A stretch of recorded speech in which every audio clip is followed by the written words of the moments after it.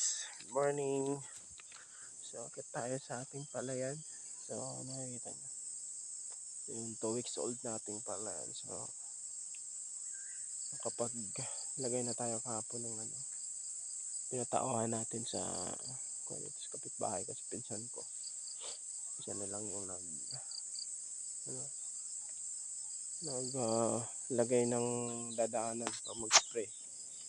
Kasi may binabantayan ako kahapon. So ayan.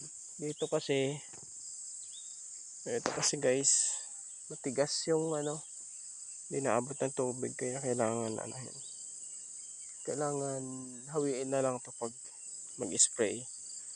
Hawiin na lang para hindi masayang kasi so ayan, nakapag-transplant na tayo. So kahit pa paano maganda yung although medyo makapal, so direct naman to. Okay lang. So ayan, tabihan 2 weeks pa lang to guys. Ayan, 2 weeks.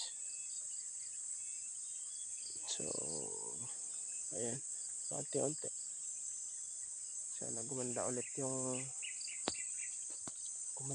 yung natin, ani. So nakarang ani, maganda yung ani natin guys, no.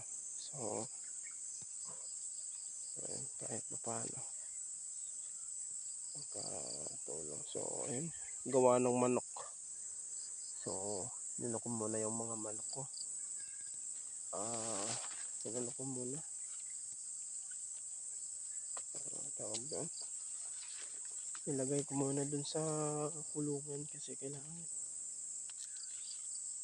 So ayan guys, yung 2 weeks old natin na palay.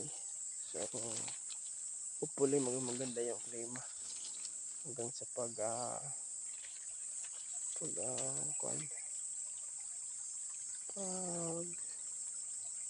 pagtubo, pag harvest yung harvest.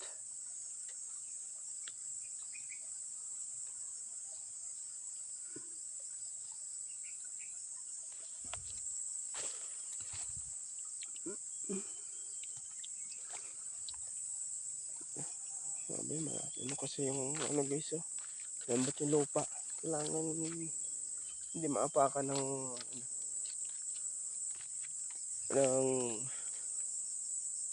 manok. So ayan, ito lang yun guys. Ayan. So ayan, thank you very much, no.